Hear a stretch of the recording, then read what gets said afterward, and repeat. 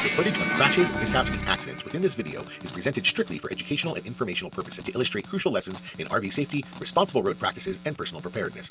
Coming at you fast like a freight train ride. Another crazy, stupid RV design. Smoking sparks, no fear, no mild. Buckle up, it's RVs Gone Wild.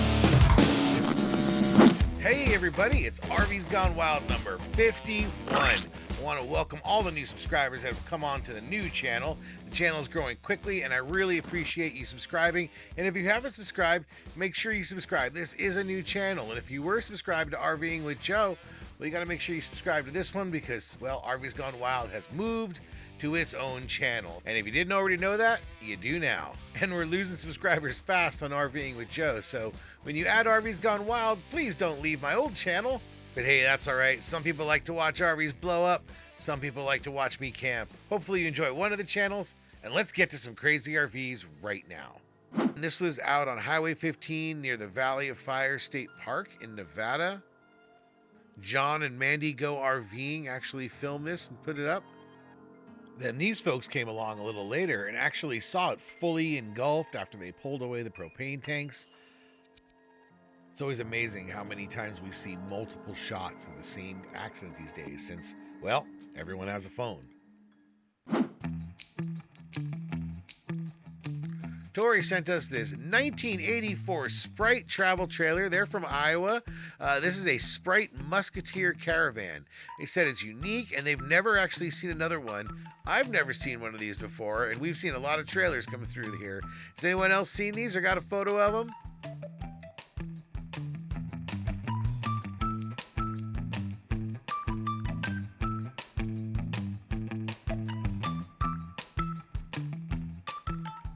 Quite unique. And shout out to Iowa. My little brother lives in Clear Lake.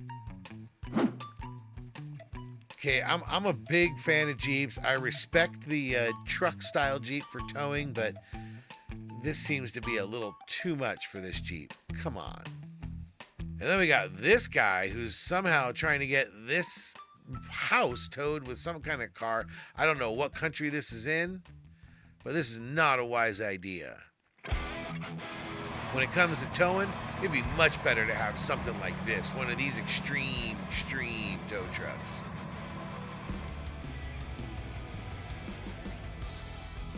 My wife hates the look of these tow rigs. Me, I'd give my left nut for one of these.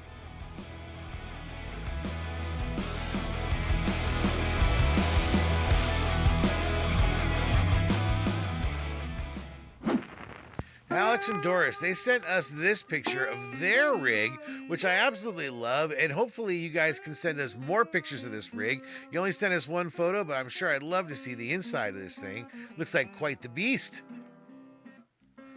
And these other photos they took somewhere between either Jerome, Arizona, or out towards California.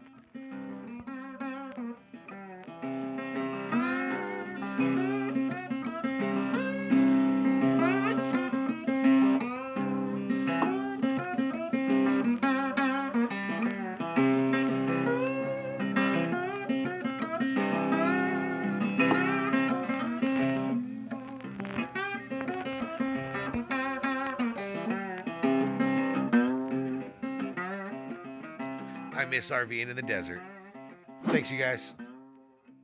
And Brad, Judy, and Chief, they sent us these that they saw, I guess, in the International Harvester Facebook groups. Clearly, they're a fan of this type of truck. We got some classics here. Some are restored, and some need restoring. Feel free to email us any cool pics, links, or videos that you might have of crazy RVs, cool RVs. Want to show off your RV? Make sure you include some interior pics. People always like to see that. You can send them to this email address right here. It's all one word. Send to rvgw@gmail.com. Again, the full email is send to rvgw@gmail.com. Some people seem to get confused, but it's one big long email. And if you're having a rough time with the email address, just comment below. We'll clear it up. For the most part, when it comes to fires in your rigs, if you can see a lot of flame, it's already too late, right? You can't actually put out a major vehicle fire with a fire extinguisher. That fire extinguisher is there to put away small fires, and you still want to call the fire department after you put it out, or it's there to help sort of push the fire back enough to get everybody out of the vehicle. But in reality, once these things catch on fire, unless you're standing there with a fire hose, there's not much you can really do. Just wanted to try to see if we could put it out before it lit the whole RV up. But the flames were too strong. When I first saw it, it was just the car on fire. And it was only, barely lit up on the hood, and then it was just engulfed. Knowing he couldn't stop the fire from spreading, his attention turned to something else. Then just helped the woman get out of the RV, and she had 3 little Yorkies. Minutes later, when Spanish Fort firefighters arrived, it was clear the RV and car were a total loss. It was just melting plastic everywhere and popping noises and batteries blowing and different things like that. Partridge says he's just grateful everyone, including the dogs, made it out safely, and said the owners of the RV stayed in good spirits. He had a good sense of humor about it. It is what it is. Insurance will have to pay it, but clearly it sucks. And friend of the channel and most regular of all channel regulars, Chris Spencer from the KOA. He runs the KOA at Sam's Town in Las Vegas, so he sees everyone come through. He sent us a whole bunch. If you're ever heading to Vegas in your RV and you want to stay somewhere cool, check out Sam's Town's KOA. Make sure you ask for Chris Spencer if you go there and tell him you know about the channel. He's got this real nice Wander Lodge, this older one that he saw.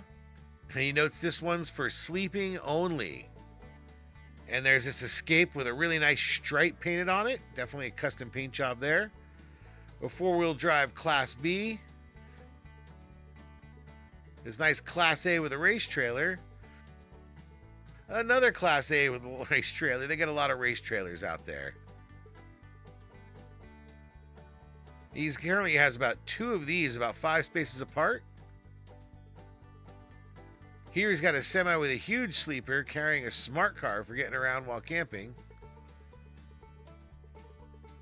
And we got a Super C and another Super C with a race trailer. Again, a lot of race trailers down there. Thanks as always, Chris. Russell N sent us this sad wreck. Looks like somebody just kind of lost control a little bit. I don't know if it was a weight problem with the rig or speed. You can't really tell by the end, but hopefully insurance paid out, and you can see all his personal goods there are strewn out the back. It's always the worst part of having your RV crash out there on the road is the mad scramble to try to salvage your personal goods before they get towed away and pushed into some landfill. And let's hope none of you ever find out. Craig B sent us this weird classic retro trailer. Here, check it out.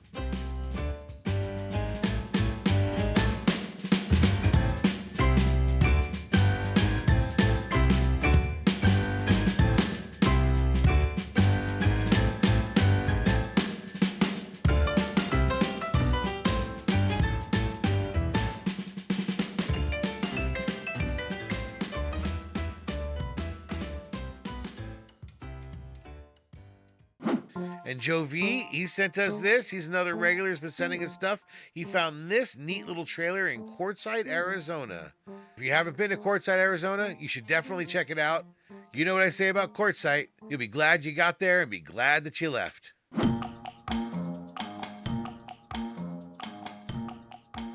And here's something we've seen a lot of on this channel, and that's with someone basically just building up the sidewalls with some sort of creative carpentry or pallets sometimes, and then just plopping a fiberglass top on top. That way you don't have to worry about the waterproofing and the actual roof durability. As you drive down the road, you know it's a shell built for that. And the sides, well, they can be whatever you need them to be. And I wish I had more of this clip. I had to loop it a couple times just to figure out what is going on here. Somebody really driving down the road with their trailer on the side like that? But that looks real. And we got this guy who's going around a corner and you just have to believe was probably going a little too fast. Even if he wasn't going that fast in his own mind. If his vehicle ended up like this, then if he was going slower, he wouldn't have ended up like this, right? Slow down, everybody. Slow down. And Cameron K, he sent us this. He said he came across this camper car setup over at a car show in Pueblo. I'm guessing that's Pueblo, Colorado. He saw this in June, and that's really all he knows about it.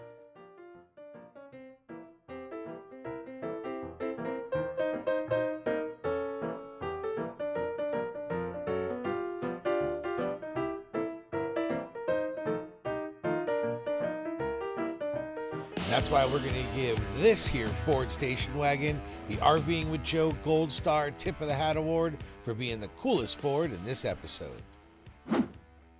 Now, something tells me this rig is not really ready to handle this kind of weight. I really hope this guy's not going to drive this thing anywhere.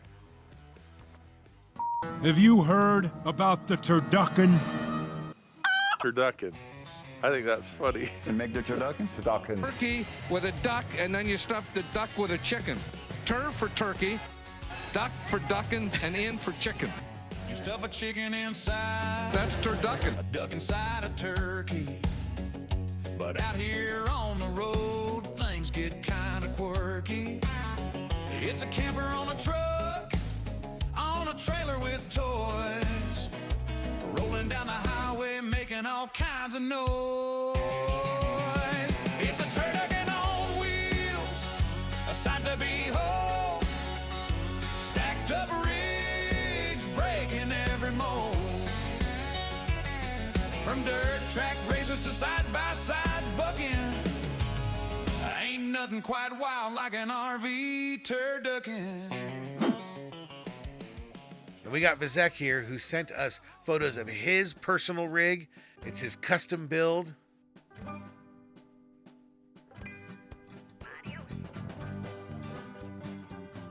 I don't think it's too challenged by that trailer. Thanks for sending it in. We got Brad, Judy, and Chief. They saw this turducken in Idaho. They actually saw it in one of the off-road groups. It's from Rexburg, Idaho.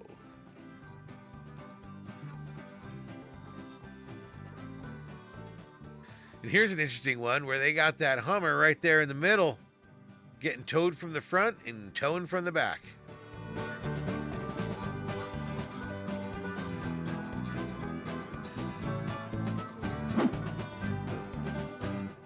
And here we got golf cart turducken with that beautiful Brinkley on the back.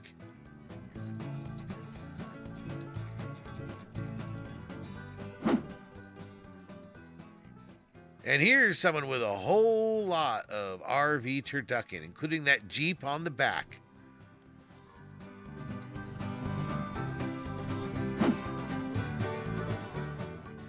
And Chris may have shared this with us before, but we got Chris Spencer from the KOA, and this is actually his original turducken that he used to roll around with.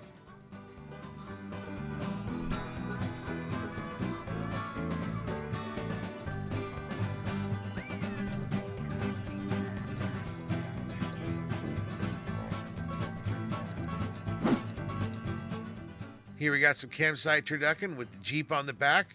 Like Chris at the Co always says, Jeeps are the most popular towed out there.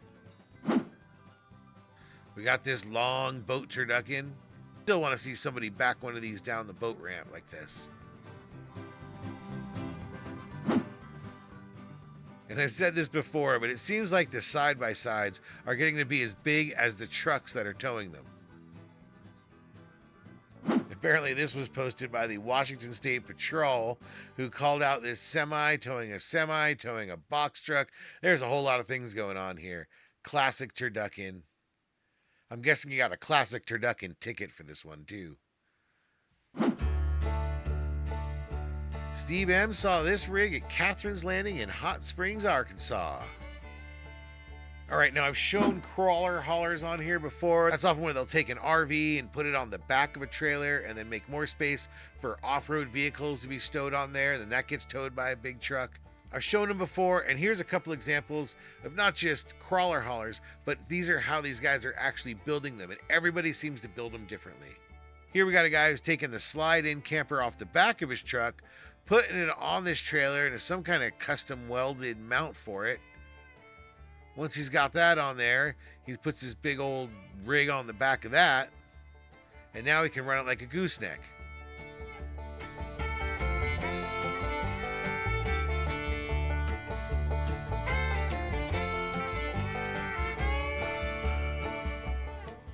Here's another guy who towed a whole big travel trailer on the back of a big long flatbed, got it up there, and then he chopped off the bottom, chopped off the front, and now this thing's I don't know, I'm guessing this thing's not ever going to come off this trailer, because I mean, I'm wondering, did he actually like cut the front off? I mean, I guess you can always weld it back on, but I mean, with frame flex, I don't know, can you weld the tongue back on?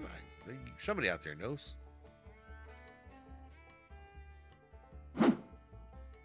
And I like how this guy turned his trailer into a car dolly. I guess that works and is legal.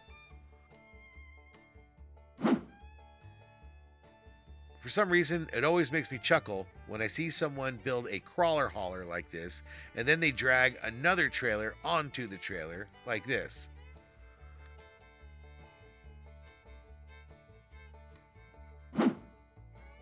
And I guess this one's not really turducken, but it's certainly some kind of beefy custom classic rig.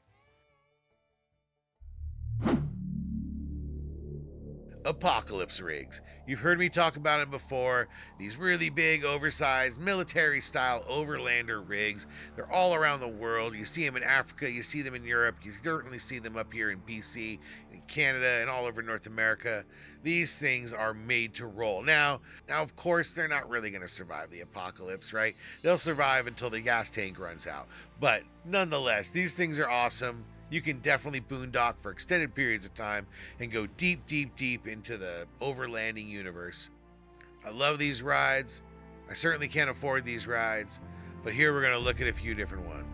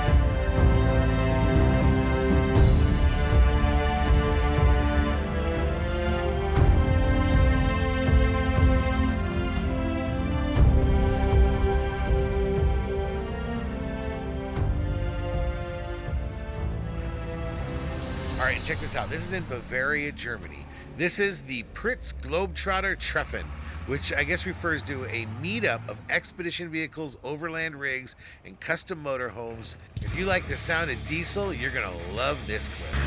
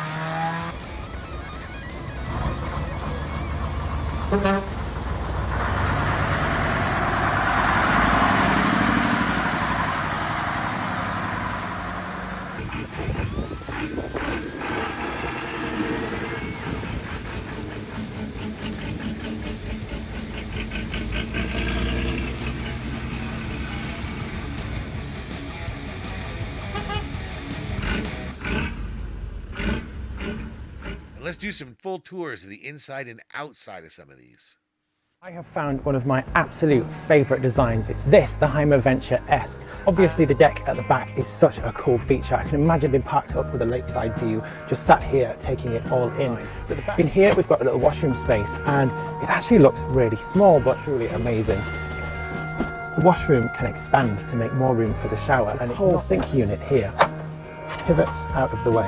Absolutely everywhere. It's so amazing how well thought out it is. But of course you've spotted the stairs.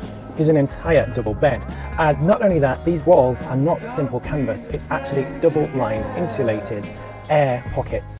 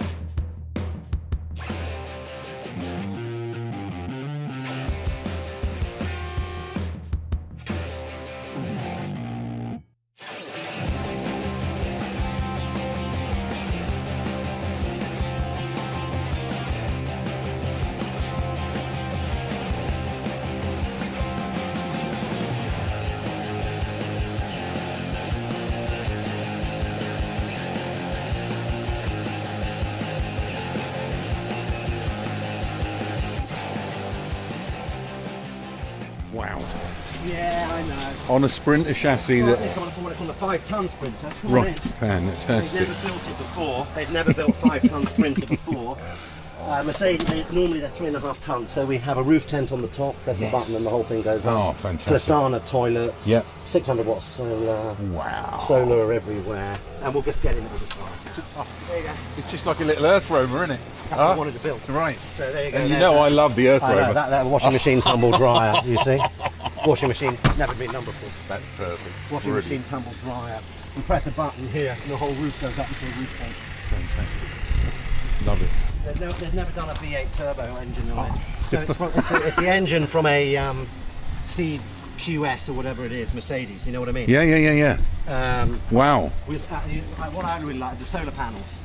Oh, on here. So that's charging your main battery. So your main battery never goes bust. It's a trickle charge. Perfect. And then you've got, we've got lots of toys. Wow. Right, let's go.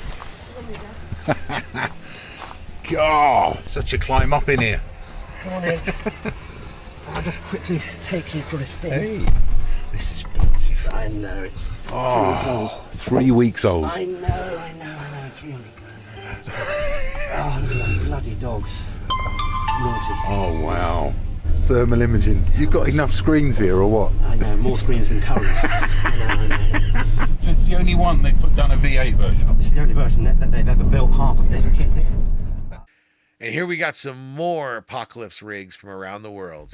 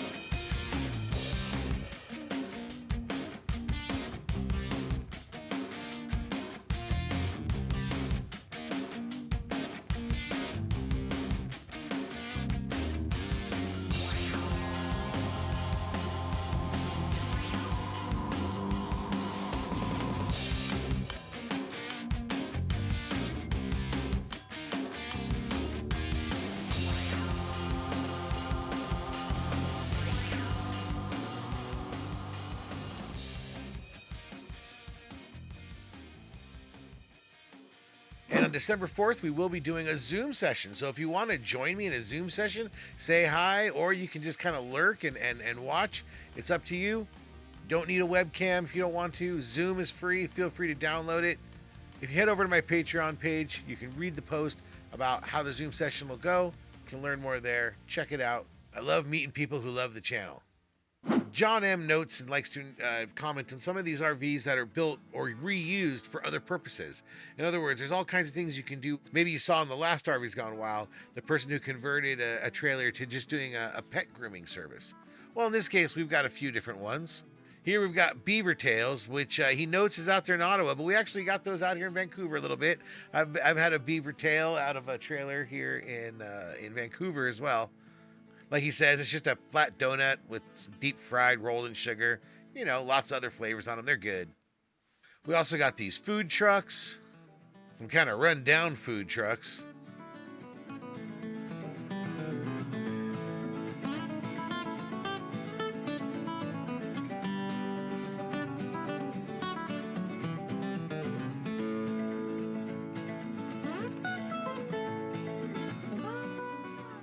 And then also like a pop-up. I actually had a pop-up for a while this same way, gutted like this. We just use it as like a camping storage trailer and a place to have some cover if there was some rain when we were camping. They work really good. It's really a great use of a pop-up if you're looking to just kind of make a good camping trailer. Find an old pop-up for nothing. Just take the canvas sides off. The top cranks up and down. Makes for a nice little rig. Dan B turned his toy hauler where he has this aluminum cargo trailer that he hauls his mountain bikes and motorcycles, and he went and threw a tent on top, which I guess makes this an RV now. Well done, Dan. Well, that wraps up another episode. Thanks, everybody. Make sure you keep your eyes out for that Zoom session coming up December 4th. That way you can come talk to me, come yell at me, come tell me how stupid my videos are. I don't know. It'll be a free speech zone, so come on over to my Zoom session on December 4th. Come say hi. 6 p.m. Pacific time, 9 p.m. Eastern time. And check out my Patreon page for more details right there. And we've got more videos you can check out below. We keep uploading some of the old videos from the old channel back over to the new channel. And we're putting out new videos every 2 weeks. So take care. Thanks, everyone. And keep it wild. Coming at you fast like a freight train ride. Another crazy, stupid RV design. Smoking sparks, no fear, no miles. Buckle up, it's RVs Gone Wild.